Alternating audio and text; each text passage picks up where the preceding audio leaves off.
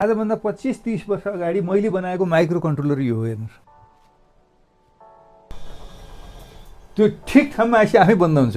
कुनै मानिसहरू छन् जो आफ्नो जिन्दगीको सबै समय रिपेयर गर्नमा अथवा बनाउनमा खर्च गर्छ, त कोही मानिस छन् जसले चाहिँ भएको समस्याहरूको समाधानको खोजीमा। Hello everyone, today I am in Budhanilkantha. स्वागत छ तपाईँलाई मेरो प्रयोगशालामा।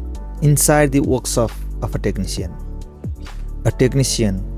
who creates, not just the repairer. उहाँ एक वैज्ञानिक हुनुहुन्छ, क्रिएटिभ पर्सन हुनुहुन्छ र टेक्नोलोजी र टेक्निसियनसँग सम्बन्धित इच्छुक व्यक्तित्व हुनुहुन्छ। थोरै राजनीतिज्ञसँग पनि रिलेटिभ हुनुहुन्छ र उहाँ हुनुहुन्छ जितेन्द्र ढकाल। बच्चादेखि नै मलाई यो विषयप्रति, प्रविधिप्रति उच्च प्रकारको चाहिँ एउटा जिज्ञासा थियो क्या। हेलो नमस्ते। सो आज तपाईँहरू एकदम एक्साइटेड हुनुहुन्छ। जुन मैले व्यक्तित्वको कुरा गर्दैछु उहाँ एकदमै एक वैज्ञानिक हुनुहुन्छ। सबै जिन्दगी उहाँले चाहिँ यो टेक्निकल कुरामा लगाउनु भएको छ। सो आज उहाँको यो मैले घर अथवा वर्कसप चाहिँ भिजिट गर्दैछु, जसबाट चाहिँ हामीले टुल्सहरूको डेभलप, कस्तो कस्तो टुल्सहरू युज हुँदै आए होइन, अनि चाहिँ तपाईँको कस्तो कस्तो यो मदरबोर्डहरू युज हुँदै आए र कसरी चाहिँ यसको डेभलपमेन्ट भयो, उहाँले एकदम विगतदेखि चाहिँ यो कुराले निहाल्दै आउनु भएको छ। सो यसलाई चाहिँ हामीले अझ मोर तरिकाले चाहिँ तपाईँहरूलाई अरू कुरा देखाउनेछ। दिउँसोको 2 बज्यो र म उहाँको घरमै पुग्छु र उहाँ बाहिर आउनुभयो। तर म सुरुमै अचम्मित हुन्छु, उहाँले आफैले आफ्नै लोकल तरिकाले बनाएको यो गेट। यो किन्न पाइन्छ, लिएर आएर हामीसँग मिलाउनु त हो। ल अब थिच्नु त। ल है त, अब म यो अन गरेपछि खुल्छ। यहाँ बिप पनि आउँछ र तपाईँको चाहिँ नि फ्ल्यास पनि आउँछ, लाइट पनि आउँछ। यो मैले यही नै आफैले डिजाइन गरेँ हो।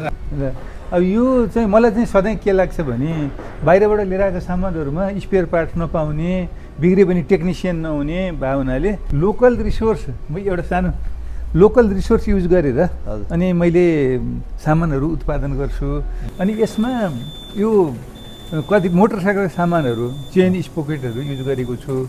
अनि अब साधारण आइसीहरू यताउति होइन, इलेक्ट्रोमेकानिकल स्विचहरू यस्तो चिज युज गरेर मैले बनाएको छु।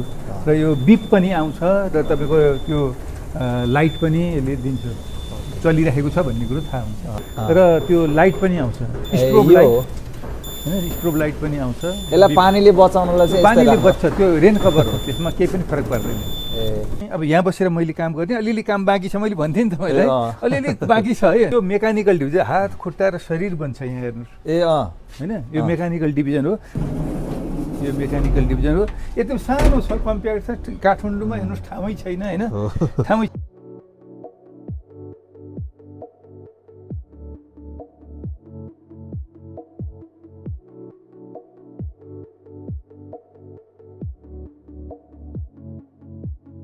यो तपाईँलाई मैले अस्ति नै भन्थेँ नि, हेर्नु त त्यहाँ। ओके, हेर्नु त, त्यो एक पटकमा तपाईँले सारा चिज हेर्न पाउनुहुन्छ। त्यसको किलोवाट आवर हेर्न पाउनुहुन्छ, भोल्टेज हेर्न सक्नुहुन्छ, एम्पियर हेर्न सक्नुहुन्छ होइन, त्यसपछि हर्ज हेर्न सक्नुहुन्छ। यो बत्ती चाहिँ त्यो बत्ती म तपाईँलाई त्यो देखाउँ है त। यो दुईवटा तार, यो जोडी होइन। अब यो होइन, साउन्ड पनि यो त्यो कनेक्सन छ, कन्टिन्युटी छ, त्यो टेस्टिङ चिज हो। एउटा त्यो भयो। अनि अर्को चिज चाहिँ यतापट्टिको जुन छ त्यो सामान्य टेक्निसियनहरूले सबैले राखेका हुन्छन्। त्यो भनेको चाहिँ नि सिरिज हो। हामी सिरिज र प्यारलल भन्छौँ नि सर्किटमा। यो चाहिँ नि कन्टिन्युटी टेस्टर हो। यो मैले यही नै बनाएको, सजिलो खालको हो, कुनै जटिल चिज छैन। र यो चाहिँ नि सिरिज र प्यारललको हो। यो भनेको चाहिँ कस्तो भन्नु होला भने, अब मेसिन मैले बनाइराखेको थिएँ, त्यो मेसिनमा सर्ट रहेछ मान्नुहोस्, भित्र सर्ट रहेछ, मलाई थाहा छैन। तर मैले सिधै जोडिदिएँ भने त ढ्याङ्ग लगाएर फ्युज जान्छ नि त, अनि अथवा सामान बिग्रिन पनि सक्छ। अब यो टेस्ट गर्नुपर्ने भएको हुनाले पहिला चाहिँ के गर्ने, त्यो चाहिँ सर्ट छ कि छैन फाइन्ड आउट गर्ने। अनि यो मेरो चाहिँ इलेक्ट्रोनिक्स डिभिजन हो। विज्ञ मानिसहरूको काम गर्ने तरिका नै बेग्लै छ। डिफ्रेन्ट डिभिजन, डिफ्रेन्ट ल्याब, र यहाँ चाहिँ उहाँ बसेर चाहिँ आइसी लेभलको काम, चिप लेभलको काम धेरै वर्षदेखि गर्दै आउनु भएको छ। Let's visit. स्वागत छ तपाईँलाई मेरो प्रयोगशालामा। Thank you very much sir. आजको यस भिडियो चाहिँ टुल्सको लागि मात्र नभएर यो एउटा माइन्डसेट, यो एउटा क्रिएटिभिटी र नयाँ जेनेरेसनको लागि न्यू एक्सपिरियन्स हो, जसले चाहिँ तपाईँलाई लर्न स्किल, रेस्पेक्ट टुल र नेभर स्टप क्रिएटिङ भन्ने कुराहरू सिकाओस् भनेर चाहिँ हामीले यो भिडियो बनाउँदैछौँ। र यो जितेन्द्र सरको वेल अर्गनाइज ल्याबमा बसेर चाहिँ मोर कुराहरू सिकाउँछ। हेर्नुहोस् है त तपाईँलाई देखाएँ। अब यो लाइट बोल्यो, अब सोल्डर आइरन त्यहीँ छ, यहाँ काम गर्दा यो काम गर्ने हेर्नु मुभिङ।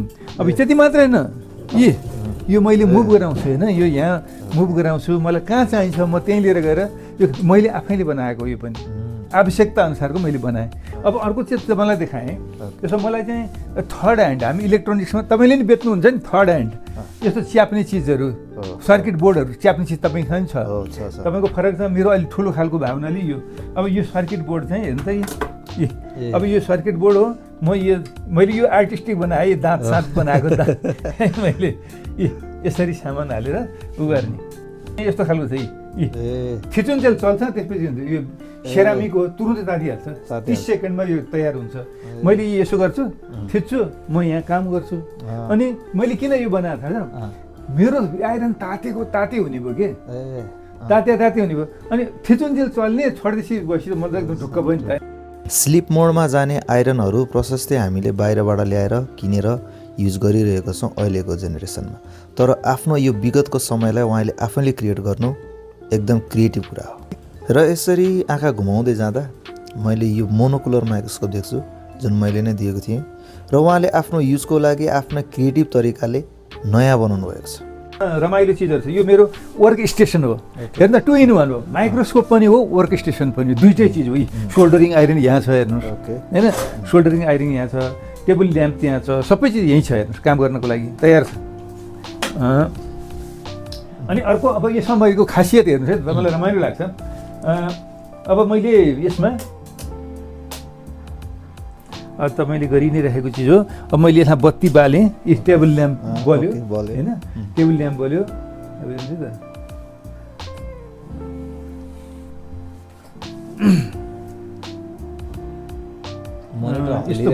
यस्तो भयो, ऊ त्यहाँ हेर्नु, ऊ त्यो यो भयो, सिरिजमा छ, सिरिजमा छ, पुगेन करेन्ट पुगेन। अब यसलाई चाहिँ डाइरेक्टमा लाने, हेर्नुहोस् यसलाई डाइरेक्टमा लगिने, अब गर्दैन त्यसले, अब चाहिँ लाग्छ सेफ्टीको लागि, सेफ गार्ड हो, एकदम सेफ गार्ड हो।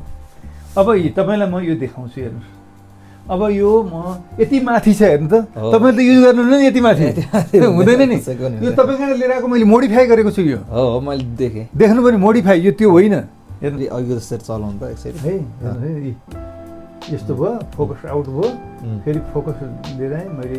यति माथिबाट हेर्दा 1 मिटरभन्दा बढी माथिबाट मैले त्यसलाई हेरिराखेको छु। अब मलाई चाहिँ के भयो भने होइन, मलाई त्योभन्दा बढी म्याग्निफिकेसन चाहियो भने म तल आएँ भने म्याग्निफाई गर्छ, अहिले बेसी म्याग्निफाई गर्छ हेर्नु है त। अब त्यो मुनि लिएर आउँछु, यो मुनि लिएर आउँछु। मसँग यहाँ चाहिँ यो छ, यो स्विच थिचेपछि यो आउँछ। ओके, त्यो ठिक ठाउँमा आएपछि आफै बन्द हुन्छ फेरि। ल एकचोटि फेरि गर्नु त माथि लानु। अब यो माथि लानु पर्यो, माथि लानु पर्यो, यो माथि जान्छ। अब स्पिड गर्ने कि घटाउने कि बढाउने, कति छ ल्याउनु है दि। अब यो आफै त्यो ठाउँमा पुगेर आफै बन्द हुन्छ। Tools doesn't make a technician, thinking does भन्छन् नि। सो टुल्सले मात्र तपाईँलाई टेक्निसियन बनाउने होइन, तपाईँको सोच्ने तरिका र तपाईँको क्रिएटिभ कुराले तपाईँलाई टेक्निसियन बनाउने हो। हुन नि हो, हामीलाई नेपालमा के चाहिएको छ भन्ने कुरो विदेशीलाई भन्दा पनि नेपालीलाई थाहा हुन्छ नि त।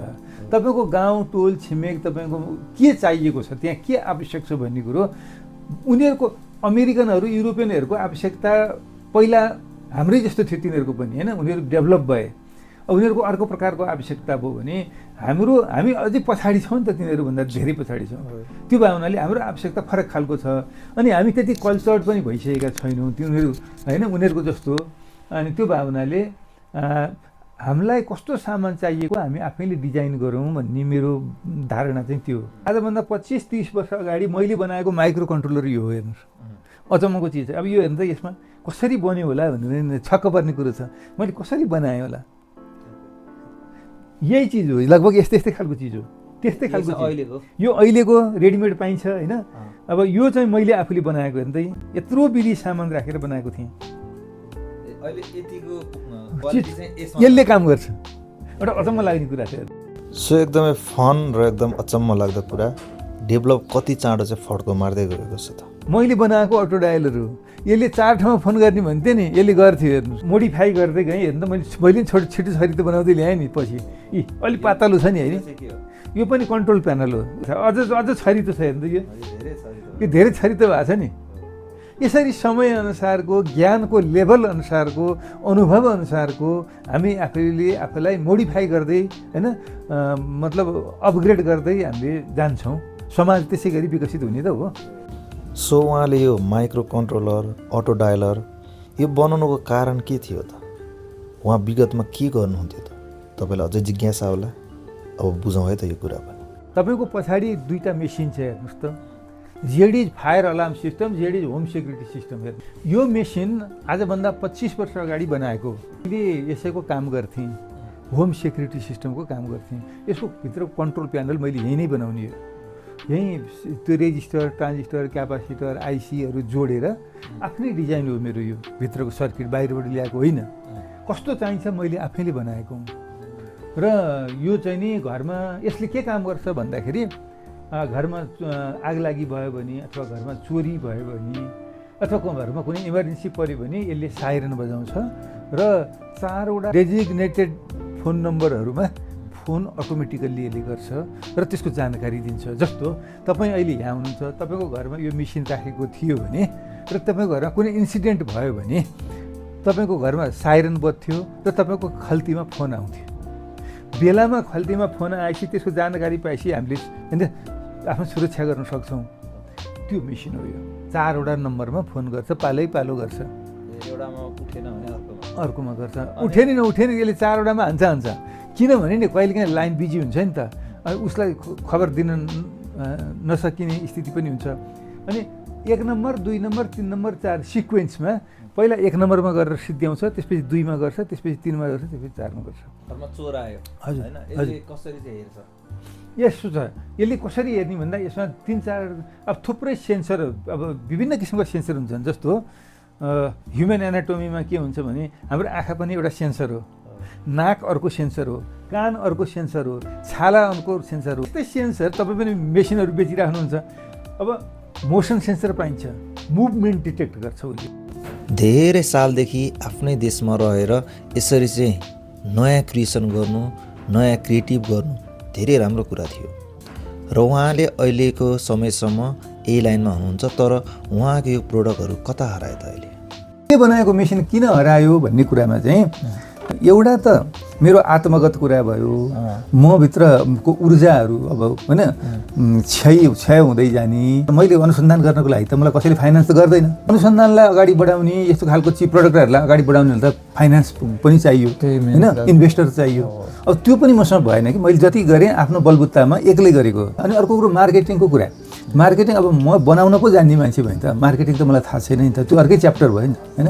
त्यसले चाहिँ वास्तवमा कुनै पनि यस्ता चिजहरू बन्ने भने त के हुनुपर्छ, एउटा टिमवर्क हुनुपर्दो रहेछ।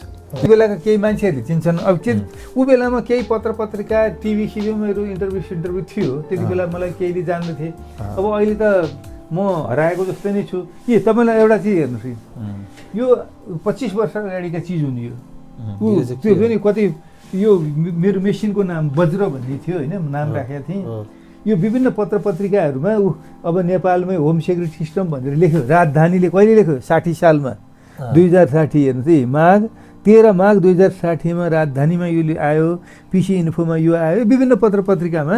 यो कान्तिपुरमा विजयबाबु खत्रीले यो लेखे कान्तिपुरमा।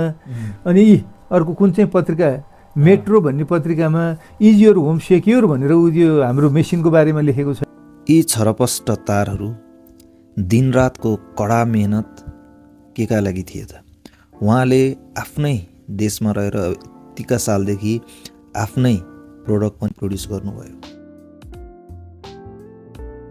पुरानै तरिकाको टुल्सहरू प्रयोग गरेर, पुरानै प्रविधिमा रहेर पनि यति धेरै क्रिएसन गर्नु एकदमै क्रिएटिभ कुराहरू छ। र उहाँले अझै नयाँ टुल्सहरू भएको भए, अझै एडभान्स टुल्सहरू भएको भए अझै कति सहज हुने थियो होला। उहाँ अझै पनि क्रिएटिभ हुनुहुन्छ। उहाँ क्रिएसन गर्न कहिले छोड्नुहुन्न र क्रिएटिभ भइरहेको छ। सबैभन्दा मान्छेको प्राइमरी कुरा भनेको घाँस बाँस कपास हो होइन। घाँस बाँस कपासमा नै हाम्रो सारा ध्यान त्यतै अल्मलियो भनेदेखि त्योभन्दा बाहिर कसरी जाने भन्नुहोस् त घाँस बाँस कपासबाट अलिकति रिलिफ भयो, हल्का भयो भने पो अरू इनोभेसनतिर अरू चिजतिर जाने भयो नि त। हाम्रो बिहानदेखि बेलुकासम्म नै परिवार कसरी चलाउने, कसरी सर्भाइभ गर्ने, कसरी छोराछोरी पढाउने भन्नेतिरै नै मान्छेको ध्यान, बाबुआमाको ध्यान जाने, छोराछोरीको पनि कसरी चाहिँ नि होइन बाँच्ने हो, कसरी चाहिँ अगाडि बढ्ने हो, त्यो उसमा मात्र अल्मलिने बित्तिकै इनोभेसनतिर, नयाँ नयाँ चिजहरूतिर, खोजीतिर कहाँ मान्छेको ध्यान जान्छ, जाँदैन। अब देश नै त्यो सर्भाइभ गर्ने प्रब्लममा छ। देख्नु भएन अस्ति त्यत्रो जेनजीको आन्दोलनहरू भयो, असन्तोष यस्तो व्याप्त छ, केही छैन। अनि त्यसले गर्दाखेरि चाहिँ नि अनि यहाँबाट ब्रेन ड्रेन हुने, यहाँका होइन भाइ बहिनीहरू चाहिँ यहाँ भविष्य नदेखेर विदेशतिर जाने। अब बुढेसकालमा घुँडाको समस्या हुन्छ, तलमाथि गर्न सकिँदैन। त्यही भएर मैले यसमा लिफ्ट राख्ने व्यवस्था मिलाएको छु। यसमा र त्यो लिफ्ट पनि म आफै बनाउने हो। म एउटा महावीर पुञ्जीले भन्नुभयो जस्तो एउटा छाता होइन, एउटा काम गर्ने ठाउँ जसलाई राज्यले प्रोत्साहन पनि गर्छ, त्यो वातावरण बनाइन्छ। त्यहाँ पनि महावीर पुञ्जीले बनाउने होइन नि त, उहाँले वातावरण बनाइदिनु भएको छ। त्यहाँ काम गर्न सक्ने वातावरण छ। केही सामान चाहियो उहाँले मगाइदिनुहुन्छ आफ्नो स्रोतबाट होइन।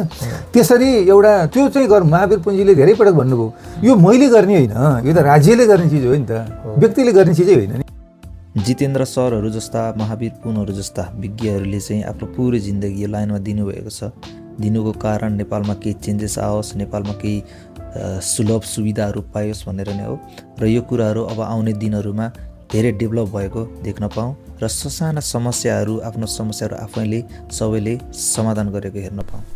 र आउने दिनहरूको लागि इजी टुल्सको तर्फबाट जितेन्द्र सरलाई शुभकामना।